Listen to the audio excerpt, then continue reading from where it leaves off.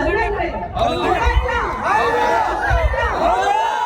ರಾಯಣ್ಣ ಬರೀ ಹೆಸರಲ್ರಿ, ಮಣ್ಣಿನ ಕಣ. ರಾಯಣ್ಣ ಸ್ವಾಭಿಮಾನದ ಪ್ರತೀಕ. ರಾಯಣ್ಣ ಅಪ್ರತಿಮ ದೇಶಭಕ್ತ. ರಾಯಣ್ಣ ಅನ್ಯಾಯದ ವಿರುದ್ಧ ನಿಂತಿದ್ದಂತ ಕ್ರಾಂತಿಕಾರಿ ಮಗಾರಿ. ಅಂತ ವಂಶಸ್ಥರು ನಾವೆಲ್ಲರೂ. ನಾವು ಖಂಡಿತವಾಗ್ಲು ಎಷ್ಟೇ ಸೋಲುಗಳು ಬರಲಿ, ಎಷ್ಟೇ ಅಪಮಾನಗಳು ಬರಲಿ, ನಾವು ನಿಂತೇ ನಿಲ್ತೀವಿ.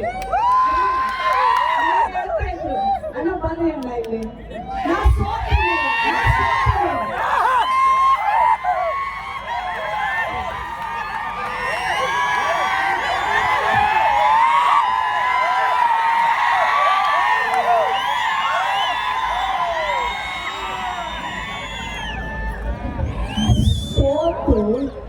ಬರೀ ಸೋಲು ಉಳಿದ್ರೆ ಗೆದ್ರೆ ಅದು ಬರೀ ಗೆಲ್ಲುವಷ್ಟೇ ರೀ. ಸೋತು ಗೆದ್ರೆ ಅದು ಇತಿಹಾಸ. ಯಾವಾಗ್ಲೂ ನಾನು ಹೆಚ್ಚಿಗೆ ಮಾತಾಡಲ್ಲ ಬಿಡ್ರಿ. ಈಗ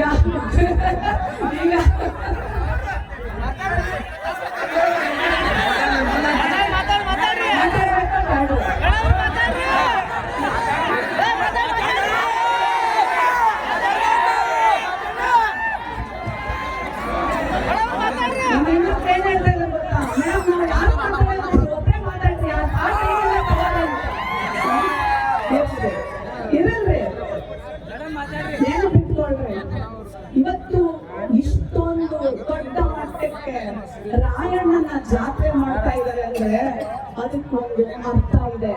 ಇವತ್ತು ನೀವು ವಾಪಸ್ ಹೋಗ್ಬೇಕಾದ್ರೆ ಪ್ರತಿಯೊಬ್ಬ ಮಗ ನೀವು ರಾಯಣ್ಣನಾಗಿ ವಾಪಸ್ ಹೋಗ್ಬೇಕಾಗುತ್ತೆ. ಹಂಗಂದ್ರೆ ಏನರ್ಥ? ಹಂಗಂದ್ರೆ ಏನರ್ಥ? ನಿಮ್ಮೂರಿನಲ್ಲಿ ಪ್ರಶ್ನೆ ಮಾಡುವ ಅಧಿಕಾರವನ್ನ ಕಲಿಬೇಕು ನೀವು. ನಾನು ಈ ಭಾಗಕ್ಕೆ ಬಂದ್ರೆ ಎಲ್ಲರೂ ಕೇಳ್ತಾರೆ, ಮೇಡಮ್ ನಮ್ಮೂರಲ್ಲಿ ಶಾಲೆಯಲ್ಲಿ ಟೀಚರ್ಗಳಿಲ್ಲ, ನಮ್ಮೂರಿಗೆ ಬಸ್ ಬರಲ್ಲ, ನಮ್ಮೂರೆಲ್ಲ ಆಸ್ಪತ್ರೆಗಳಲ್ಲಿ ಡಾಕ್ಟರ್ ಇಲ್ಲ, ನಮ್ಮೂರಿಗೆ ರಸ್ತೆ ಇಲ್ಲ. ನೋಡಿ, ರಾಯಣ್ಣ ಮಕ್ಕಳಪ್ಪ ನಾವು ಗುಲಾಮಗಿರಿ ಬದುಕನ್ನ ಬದುಕೋದಿಲ್ಲ. ವಾಪಸ್ ತಗೊಂಡೋಗ್ಬೇಕಾಗಿರೋದು ಪ್ರಶ್ನೆ ಮಾಡುವುದನ್ನ ಕಲಿತಾಗ ಮಾತ್ರ ಈ ರಾಯಣ್ಣನ ಜಾತ್ರೆಗೆ ಒಂದು ಅರ್ಥ ಸಿಗುತ್ತೆ. ನೆನ್ಪಿಟ್ಕೊಳ್ಳಿ ನೀವೆಲ್ಲರೂ. ಊರೊಳಗಡೆ ಎಂಟರಾಗುವಂತ ಯಾವುದೇ ನಾಯಕನಿಗೆ ಭಯ ಇರಬೇಕು. ರಾಯಣ್ಣನ ಮಕ್ಕಳಪ್ಪ ಪ್ರಶ್ನೆ ಮಾಡ್ತಾರೆ, ಅನ್ಯಾಯ ಆದ್ರೆ ಹೋರಾಟ ಮಾಡ್ತಾರೆ. ನಾವು ಅವರಿಗೆ ಕೊಡಬೇಕಾದಂತ ಮಾಡಬೇಕಾದಂತ ಎಲ್ಲವನ್ನು ಮಾಡದೆ ಹೋದ್ರೆ ಮಂಡಿ ಮೂಸಿ ಕೆಳಗಿಳಿಸ್ತಾರೆ ಅನ್ನುವಂತ ಸಂದೇಶ ನೀವು ತಗೊಂಡೋಗ್ಬೇಕು. ತಗೊಂಡೋಗ್ತೀರಾ?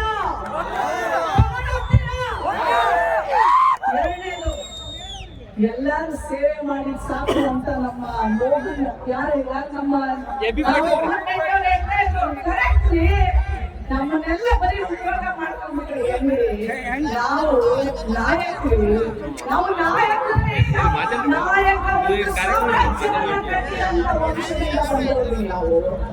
ನಾವು ಸಹ ನಾಯಕರಾಗಿ ಓಡಬೇಕ್ರಿ. ಎಷ್ಟೋ ಜನ ಹೇಳ್ತಾರೆ, ನಮಗ್ ಕೇಳ್ತಾರೆ, ಹೆಣ್ಣು ಮಕ್ಕಳಿಗೆ ಇಕ್ಕಿ ಹತ್ರ ಏನ್ ಶಕ್ತಿ ಇರ್ತದ? ಅಪ್ಪ ಇಲ್ರಿ, ಅಪ್ಪ ನಾಯಕ ಇಲ್ರಿ, ಅಪ್ಪ ಸತ್ತಾರ್ರಿ. ನಮ್ಮಪ್ಪ 21 ವರ್ಷ ಆಯ್ತ್ರಿ. ರಾಜಕಾರಣಕ್ಕೆ ಬರೋರಿಗೆಲ್ಲ ಅಪ್ಪ ಇರ್ಬೇಕ್ರಿ ಅಂತ ಹೇಳ್ತಾರ್ರಿ. ಈ ಹೆಣ್ಮಗಳ ಹತ್ರ ರೊಕ್ಕ ಇಲ್ರಿ, ಇಕ್ಕಿ ಅಂದ್ರಿ ನಾಯಕಿ ಆಗ್ತಾಳೆ ಅಂತ ಹೇಳ್ತು.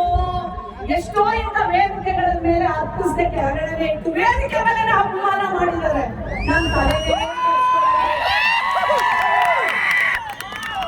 ತಂದೆಯಲ್ಲಿ ಸತ್ಯದ ಪ್ರೇರಣೆ ನನಗೆ ರಾಯಣ್ಣ, ಸಾಮಾಜಿಕ ಬದ್ಧತೆಗೆ ಪ್ರೇರಣೆ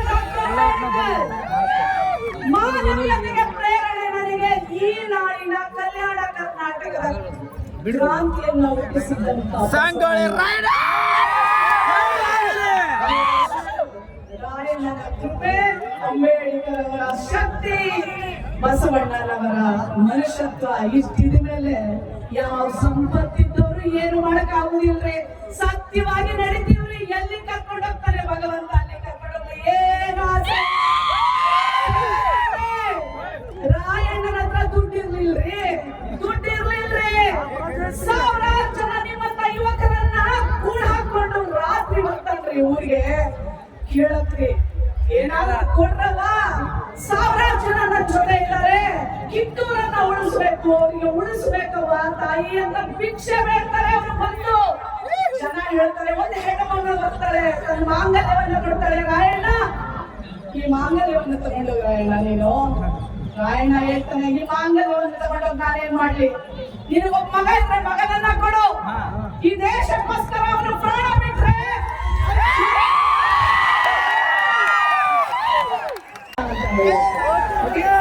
ಸರಿನಾ? ಜೈ ರಾಯಣ್ಣ, ಜೈ ರಾಯಣ್ಣ, ಜೈ ರಾಯಣ್ಣ, ಜೈ ರಾಯಣ್ಣ.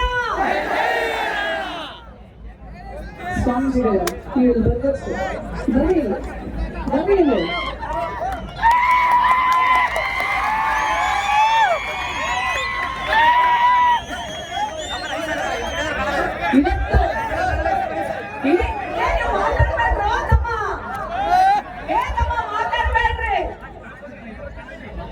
ಇವತ್ತು ಇಡೀ ಕರ್ನಾಟಕಕ್ಕೆ, ಬರೀ ಬಿಜಾಪುರ ಅಲ್ಲ, ನಾನು ಬೆಂಗಳೂರು ಮಗಳಾದ್ರು ಕಲ್ಯಾಣ ಕರ್ನಾಟಕದ ಸೊಸೆ,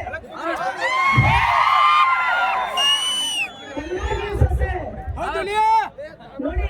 ನಾವು ಅಲ್ಲಿದ್ರು ನಮ್ಮ ಆನೇಕಲ್ ಶಿವಣ್ಣ, ನಮ್ಮ ಆನೇಕಲ್ ಶಿವಣ್ಣ ಅಲ್ರಿ ದೊಡ್ಡ ಅಂದ್ರೆ ನಾವು ಆ ಭಾಗದವರಿದ್ರು, ಈ ಭಾಗದವರಿದ್ರು, ನಾವೆಲ್ಲ ಮಕ್ಕಳು ಒಂದೇ ತಾಯಿ ಮಕ್ಕಳು ಅಂತ ಹೇಳಿ ನೀವು ನಮ್ಮನ್ನ ಈ ವೇದಿಕೆಗೆ ಸೇರಿಸಿ ಇತಿಹಾಸವನ್ನ ಸೃಷ್ಟಿ ಮಾಡಿದ್ದಾರೆ.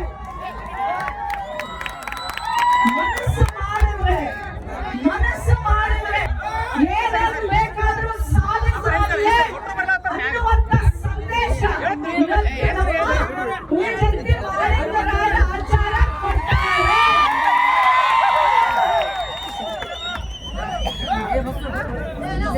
ಪ್ರಕಾಶ್ ಜಾರಕಿಹೊಳಿ ಅಕ್ಕ ಅಕ್ಕ ಅಕ್ಕನೇ ಬರ್ಬೇಕು, ಅಕ್ಕ ಅನ್ನೋದು ಬಿಟ್ರೆ ಅವ್ರು ಎಲ್ಲಿ ನಾವು ವಿಚಾರ ಸಂಘಟನೆ ನೋಡ್ತೀನಿ.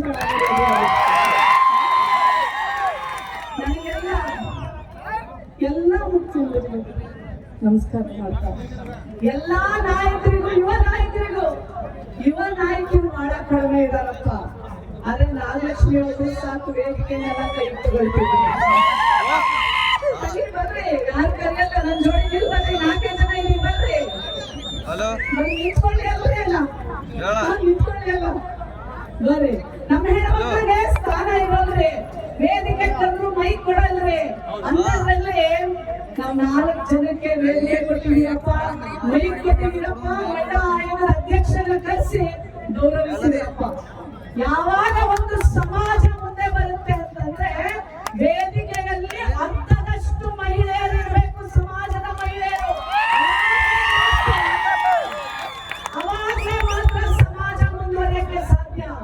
Doctor B.R. ಅಂಬೇಡ್ಕರ್ ಒಂದು ಮಾತು ಹೇಳ್ತಾರೆ, ಯಾವ ಸಮಾಜವನ್ನ ನೀವು ಕೇಳಿಸ್ಕೊಂಡು, ಯಾವ ಸಮಾಜವನ್ನ ನೀವು ನಮ್ಮ ಸಮಾಜ ಬಹಳ ಬೆಳೆದೈತೆ ಅಂತ ಹೇಳ್ತೀರಲ್ರಿ, ನಿಮ್ ಸಮಾಜ ಬೆಳೆದಿದೆ ಅಂತ ನಿಮ್ಮನ್ನ ನೀವು ಲೆಕ್ಕ ಹಾಕಬೇಕಾದ್ರೆ ಆ ಸಮಾಜದ ಹೆಣ್ಣು ಮಗಳ ಸ್ಥಿತಿಗತಿಗಳನ್ನ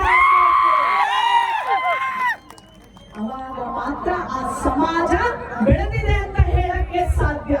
ಹೌದಾ ಇಲ್ಲ? ಹೌದಾ ಇಲ್ಲ? ನನ್ ಜೋಡಿ ನೀವೆಲ್ಲರೂ ನೋಡಿ, ನಮ್ಮ ತಂಗಿ ಮೊದಲ ಹಾಡು ಹೇಳುತ್ತಂತೆ. ಯಾವ ಹಾಡು ಹೇಳುತ್ತೋ? ಅಲ್ಲು ಹಣೆ ಮೇಲೆ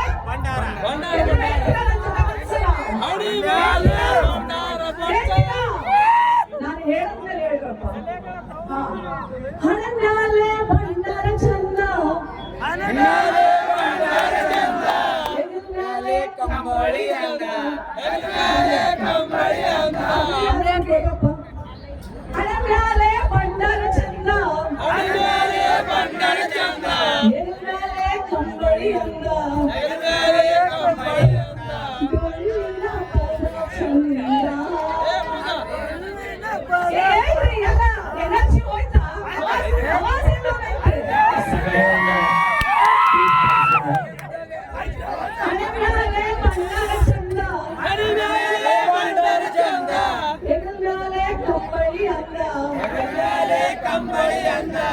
ಡೊಳ್ಳಿನ ಪದ ಚಂದ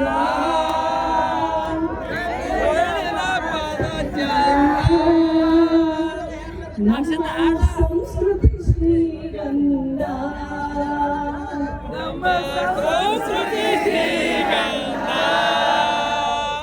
ಆಲ್ರೆಡಿ ಪೇಪರ್ ಕೊಟ್ಬಿಟ್ಟಿದ್ದಾರೆ ಭಾಷಣ ಚಿಕ್ಕದಾಗಿ ಮಾಡಿ ಅಂತ ಆಯಮ್ಮ ಅಧ್ಯಕ್ಷರನ್ನು ಕೊಡಬಾರ್ದು ಇಲ್ರಿ ನೀವು ಎಷ್ಟೇ ಕೊಟ್ಟರು ನಾನು ಎಷ್ಟು ಮಾತಾಡ್ಬೇಕು ಅಷ್ಟು ಮಾತಾಡ್ತೀನಿ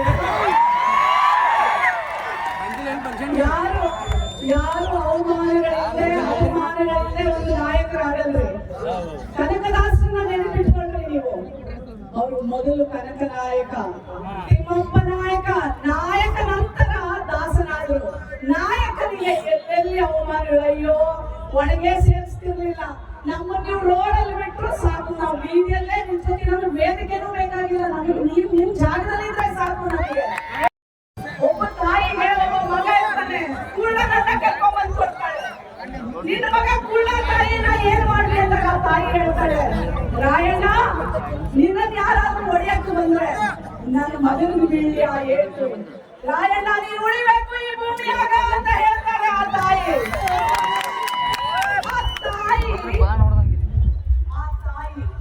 ನಿಮ್ಮೆಲ್ಲರ ತಾಯಿ ಆಗಬೇಕು ನನಗೆ ನೀವೆಲ್ಲ ರಾಯಣ್ಣರೇ ನೆನಪಿಟ್ಕೊಳ್ಳಿ ರಾಯಣ್ಣನಿಗೆ ಯಾವುದು ಜಾತಿ ಇರಲಿಲ್ಲ ಕಿತ್ತೂರು ರಾಣಿ ಚೆನ್ನಮ್ಮನೇ ತಾಯಿ ಆ ತಾಯಿಗೆ ಎಲ್ಲರೂ ರಾಯಣ್ಣರೇ ಇವತ್ತಿನಿಂದ ಪ್ರತಿಯೊಂದು ಮನೆಯಲ್ಲಿ ಒಬ್ಬ ರಾಯಣ್ಣ ಹುಟ್ಟು ಬರಲಿ ಒಬ್ಬ ಕಿತ್ತೂರು ರಾಣಿ ಚೆನ್ನಮ್ಮ ಹುಟ್ಟು ಬರಲಿ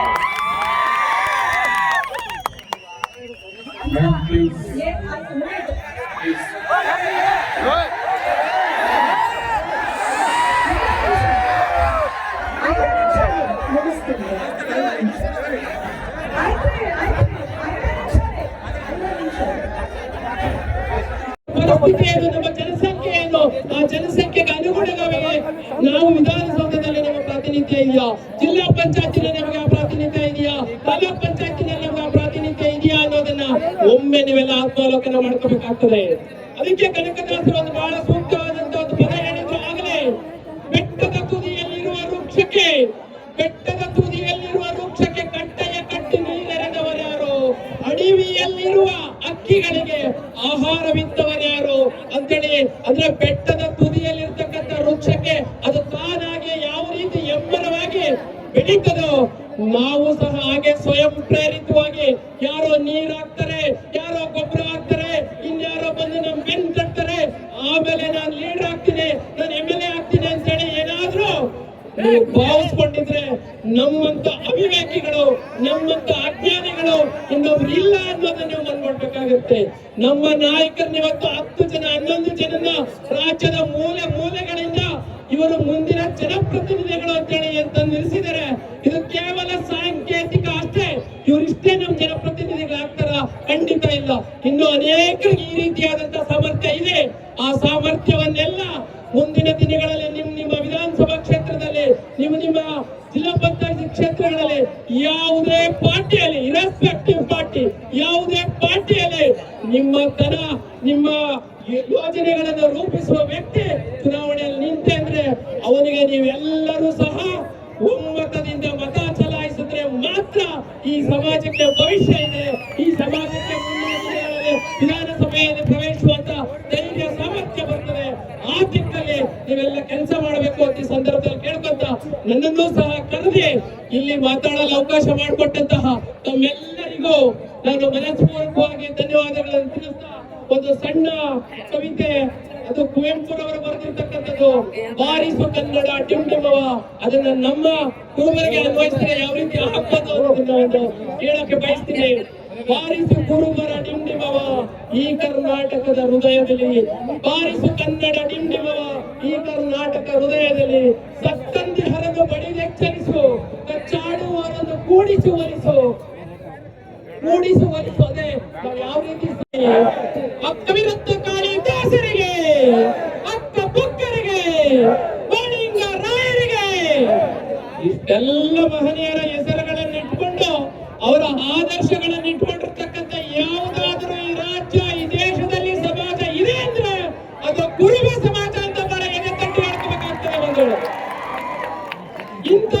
ವಿಶೇಷವಾದಂತ ಸಮಾಜದಲ್ಲಿ ಹುಟ್ಟಿರ್ತಕ್ಕಂಥ ನಾವೆಲ್ಲರೂ ಇನ್ನು ಎಷ್ಟು ಮಟ್ಟಿಗೆ ಪ್ರೌಢರು ಅನ್ನೋದನ್ನ ಮತ್ತೆ ಮತ್ತೆ ಎದೆ ತಟ್ಟಿ ಹೇಳ್ಕೊಳ್ಳುವಂತ ಸಂದರ್ಭನ ಇವತ್ತು ಬಿಜಾಪುರದಲ್ಲಿ ಕ್ರಿಯೇಟ್ ಮಾಡಿದ್ದಾರೆ.